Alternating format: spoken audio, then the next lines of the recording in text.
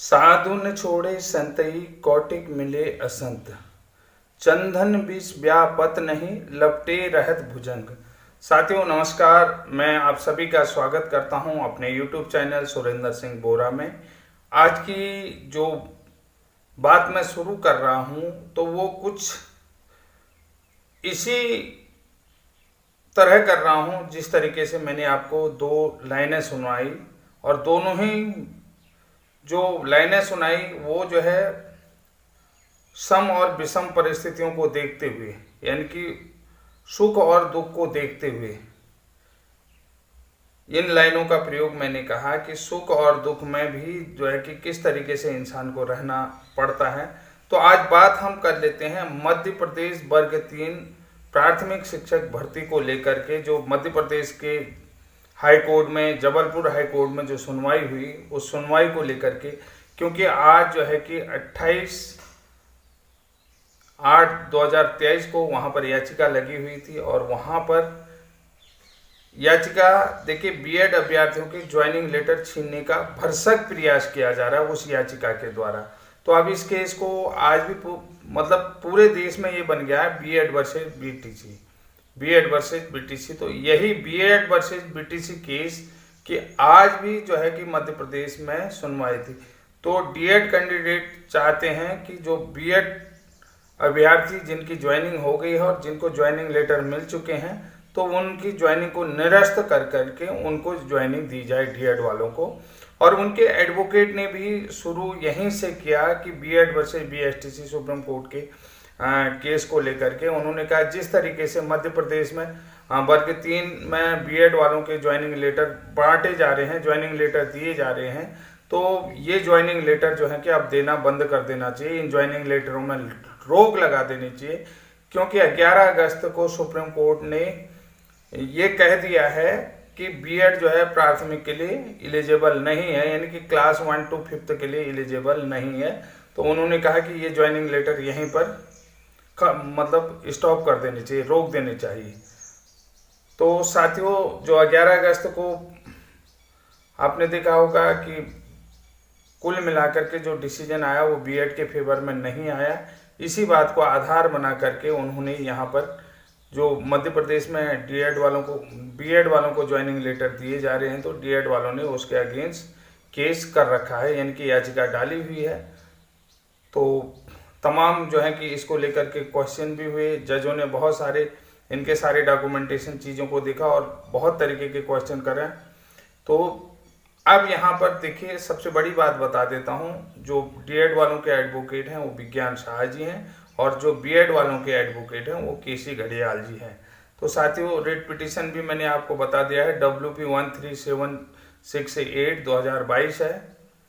तो अब जो यानी कि कुल मिलाकर के डीएड वालों की ज्वाइनिंग लेटर को छीनने का जो प्रयास किया है, इसके बचाव पक्ष में बीएड वालों के एडवोकेट ने भी अपने तर्क रखे। सुप्रीम कोर्ट का जो फैसला आया है उससे पहले एनसीटी का गजट खत्म करने की बात करी, यानी कि जो सुप्रीम कोर्ट का गजट आया है तो उसमें सबसे पहले यही बात कही गई है कि यानी कि एनसीटी का 2018 का गजट है उसको खत्म करने की बात कही गई है, और ज्वाइनिंग को लेकर के ऐसी कोई भी बातें नहीं की गई है। जबकि सुप्रीम कोर्ट के फैसले का इम्प्लीमेंट्स यानी कि कब से लागू हो, कब से सुप्रीम कोर्ट का फैसला जारी हो, डीएड वाले एडवोकेट जो है 25/11 से ही उसको जारी करने की तिथि बता रहे थे, लेकिन जारी किया जाए इस बात को, यानी कि सुप्रीम कोर्ट का जो फैसला है 25/11 से, जो राजस्थान हाई कोर्ट ने 25/11/2021 से बरकरार रखा है, तो वो इसी के जिद पकड़े हुए थे। तब जाके जो है कि बीएड के एडवोकेट ने दूसरा पॉइंट भी बार बार फोकस किया कि जिसमें उन्होंने राजस्थान में बीएड को एलिजिबल नहीं माना है, क्योंकि उन्होंने राजस्थान में जो है कि बीएड को एलिजिबल नहीं माना है और एनसीटी का गजट जो है रद्द कर दिया है। ये पॉइंट उन्होंने रखा है कि यानी कि केवल जो सुप्रीम कोर्ट का जो फैसला था वो केवल राजस्थान के पक्ष में ज़्यादा है, और देशों ने और राज्यों के लिए जो है ये चीज़ अभी लागू नहीं होती है।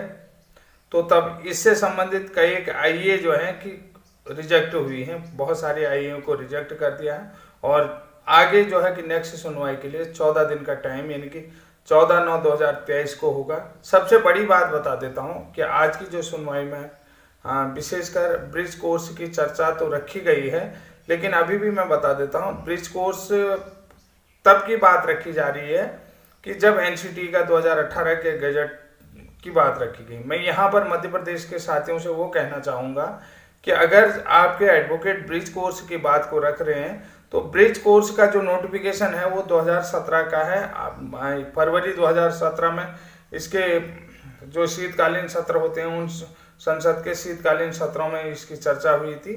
तो 2017 का है ये नोटिफिकेशन है। 2017 से ब्रिज कोर्स को लेकर के चर्चा करनी चाहिए और 2017 में पूरे देश में ही ब्रिज कोर्स पाठ्यक्रम चलाया गया एंट्रेंस टीचरों के लिए जो प्राइवेट स्कूलों में पढ़ा रहे थे या कहीं भी किसी भी विद्यालय में पढ़ा रहे थे, तो उनको जो है कि प्रशिक्षित होना बहुत जरूरी था।